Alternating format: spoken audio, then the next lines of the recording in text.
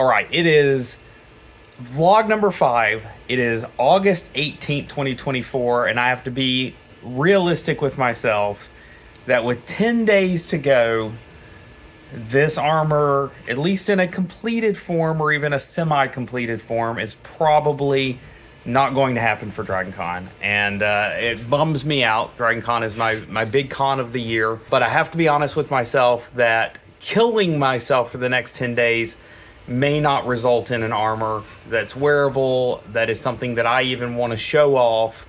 And so let me get down to it, really, that the goal of this project and the whole reason I'm building an Iron Man armor to begin with is to build the most durable, high-tech Iron Man cosplay that anyone's ever done.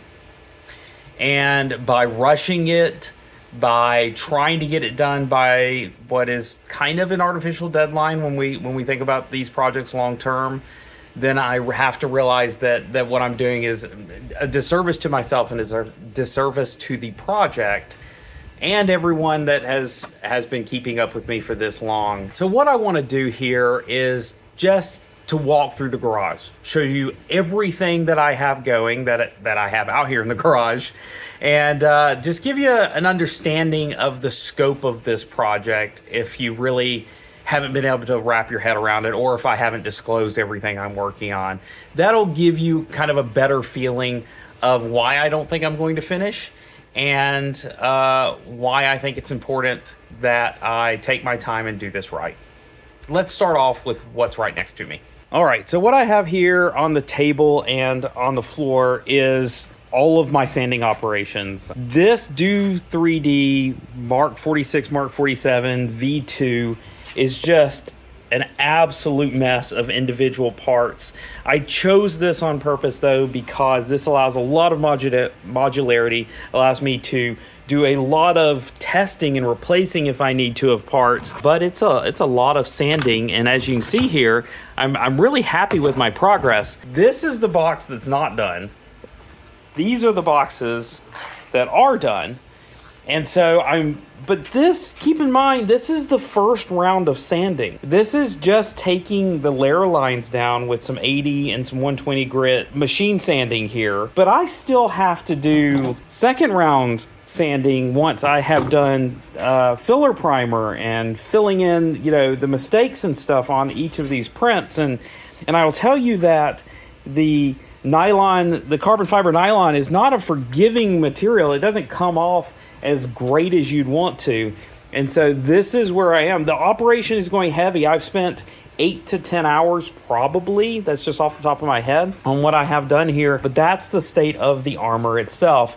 Let me take you over to the next station. So over at the next station, the next countertop, the next surface that I've got here is my new spray gun. I've been testing this out. I've got the spray shop here. I can show you some of that. I got cleaner, and I've been learning to do HVLP spraying. You can see this is a test piece that I did that turned out a lot better than I expected. Yeah, real nice. A lot easier, puts out a lot more paint than a spray can. And I honestly think it's going to save me a lot of money and a lot of time in the long run, but this is something I still have to do once all of this is done. And so, this is the next stage that is still in progress. Onto the electronic station and all that this has going on. So I've got a new setup here. I've got my helmet mounted up here so I can actually just have it looking over the garage. And I've got my Jetson down here so I can work on it, so I can change out components and stuff. That is all working the way it always has. And I'm doing a lot of new code here. I've got a new AI assistant that's running locally. I've got some new sensors and things that are going into the helmet. I'm writing a lot of new code that is kind of, sort of, almost ready to go, but not quite.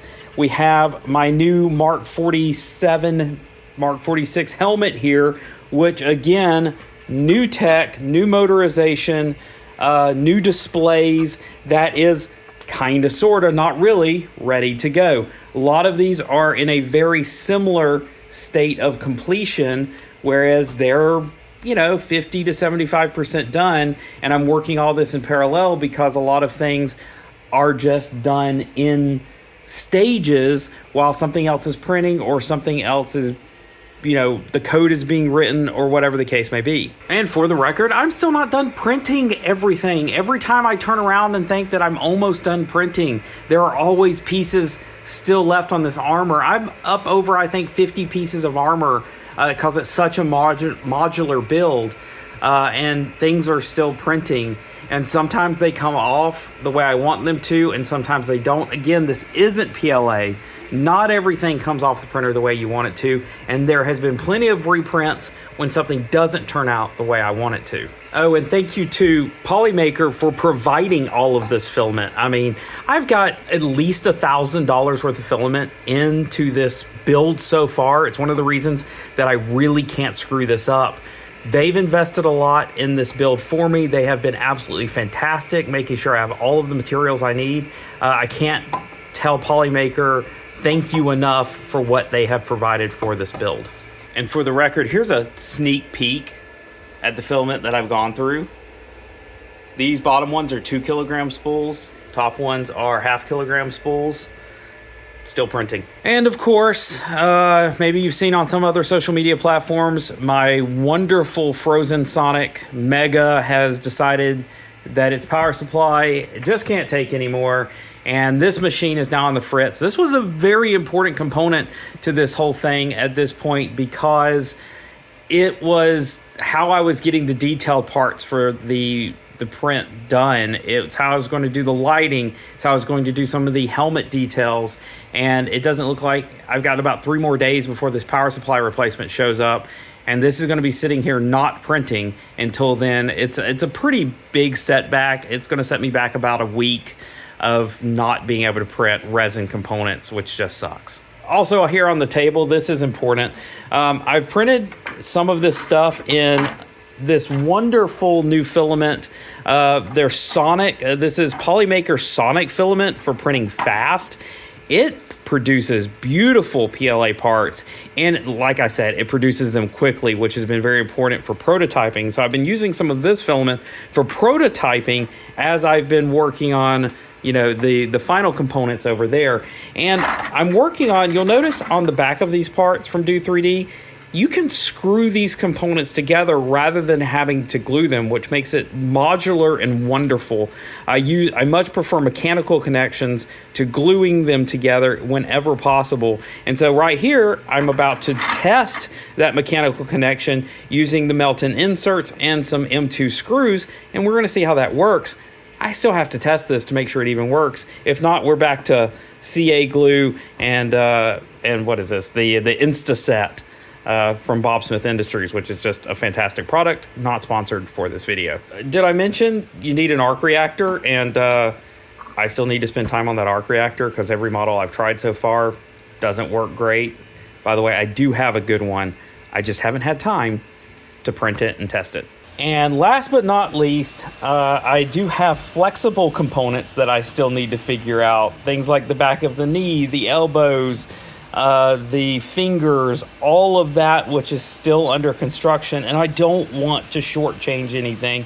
I want it all to be amazing and functional, and how you might possibly even build some of this armor if you were really doing so. Again, these are supposed to look like mechanical parts, but I want it to look nice and I want it to be comfortable when I wear it. So I'm testing this out.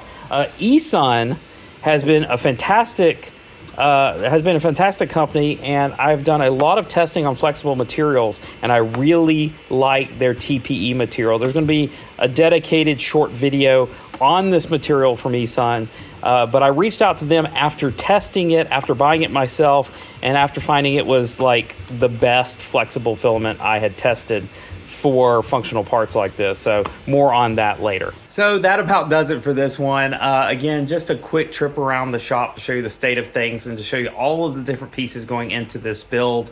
This video obviously not dedicated to any one thing. I was going to do montages of sanding and stuff like that in this vlog, but I feel like mentally this is where I am at this point, and so this is what the vlog is going to reflect, is kind of the mental state. Family comes first, work comes first, and then all of this happens in the wee hours of the night and on weekends. So it is a Sunday, it is a weekend, and I'm putting every bit of myself into this as I can. But, you know, my kid has homework. My wife needs me to do some shopping with her. That stuff comes first. That is what's important. And never lose sight of that, everyone.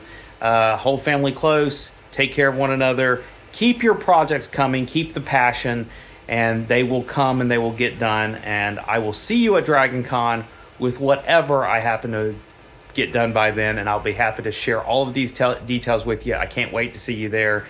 My complete schedule is up on my socials. If you can't find it, please reach out to me. I'm always happy to help. And I guess I'm done talking. See you next time. Thanks for watching.